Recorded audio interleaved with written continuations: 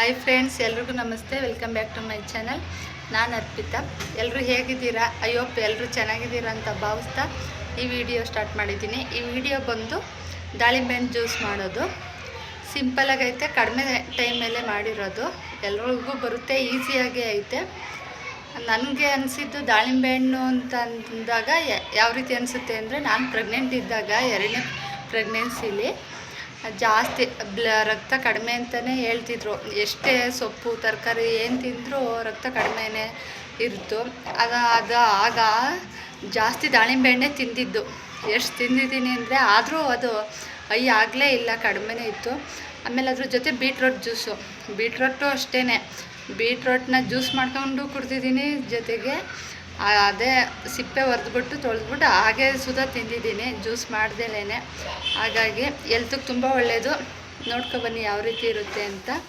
ಇದಕ್ಕೆ ಬೇಕಾಗಿರುವ ಇಂಗ್ರೀಡಿಯೆಂಟ್ಸು ಸ್ವಲ್ಪ 1-2 ಬಾದಾಮಿ ಮತ್ತು ಗೋಡಂಬಿ ತಗೊಂಡಿದ್ದೀನಿ, ಅರ್ಧ ಲೋಟ ಹಾಲು ತಗೊಂಡಿದ್ದೀನಿ, ಇನ್ನು ದಾಳಿಂಬೆ ಹಣ್ಣು ಮನೇಲಿ ಇರೋವಂಥ ಐಟಮ್ಗಳೇ ಇದೆಲ್ಲ.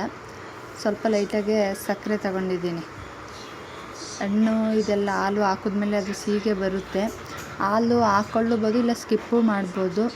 ಒಬ್ಬೊಬ್ರಿಗೆ ಹಾಲು ಫ್ಲೇವರ್ ಇಷ್ಟ ಆಗಲ್ಲ ಅನ್ನೋರು ಹಾಗೆ ಕೂಡ ಮಾಡ್ಕೋಬೋದು, ನೀರು ಹಾಕ್ಕೊಂಡು. ನೀರು ಅದೊಂದೇ, ಇನ್ನು ಹಾಲು ಹಾಕ್ಕೊಳ್ಳೋದ ಬದಲಿಗೆ ನೀರು ಹಾಕೋಬೋದು ಅಷ್ಟೇ.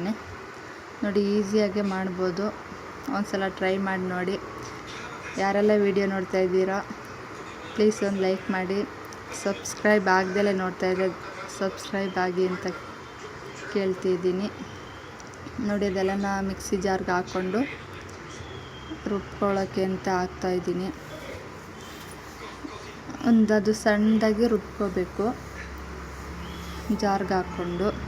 ಕೆಲವ್ರ ಮನೆ ಜ್ಯೂಸ್ ಮಾಡೋದೇ ಸಪ್ರೇಟ್ ಇರುತ್ತೆ, ಮಿಕ್ಸಿನೇ. ಈಗೆಲ್ಲ ಎಷ್ಟೋ ಥರ ಬಂದಿದ್ದೀವಿ, ಅದರಲ್ಲಾರು ರುಬ್ಕೋಬೋದು. ನಾನು ಮನೇಲಿರೋ ಅಂಥದ್ರಲ್ಲಿ ರುಬ್ಕೊಂಡಿದ್ದೀನಿ. ನೋಡಿ, ಇದೆಲ್ಲನೂ ರುಬ್ಕೊಂಡು ಸೋಸ್ಕೊಳ್ಳೋದು. ಅದು ಬೀಜ ಎಲ್ಲ ಇರುತ್ತಲ್ಲ, ಅದೆಲ್ಲ ಬರುತ್ತೆ.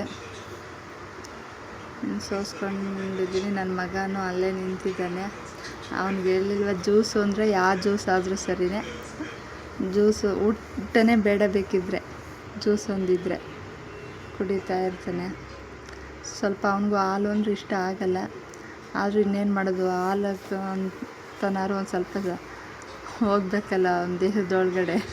ಕಾಫಿ ಆದರೆ ಕುಡಿತಾನೆ, ಹಾಲು ಅಂದರೆ ಕುಡಿಯಲ್ಲ. ಚಿಕ್ಕ ವಯಸ್ಸಿಂದನೂ ಅಷ್ಟೇ, ಕಾಫಿಗೆ ಅಡ್ಜಸ್ಟ್ ಆಗೋದು, ಹಾಲಂತೂ ಕುಡಿತಾನೆ ಇರಲಿಲ್ಲ. ನೋಡಿ, ನಿಂಬೆ ರಸ ಮತ್ತು ಅದರೊಳಗಡೆ ಐಸ್ ಕ್ಯೂಬ್ ಹಾಕಿದ್ರೆ ಇಷ್ಟೇ, ಮುಗಿಯಿತು. ಪ್ಲೀಸ್ ಇಷ್ಟ ಆದರೆ ಲೈಕ್ ಮಾಡಿ ಅಂತ ಕೇಳ್ಕೊತೀನಿ. Thank you. ಇನ್ನು ನನ್ನ ಮಗನ ಎಕ್ಸ್ಪ್ರೆಷನ್ ನೀವೇ ನೋಡಿ.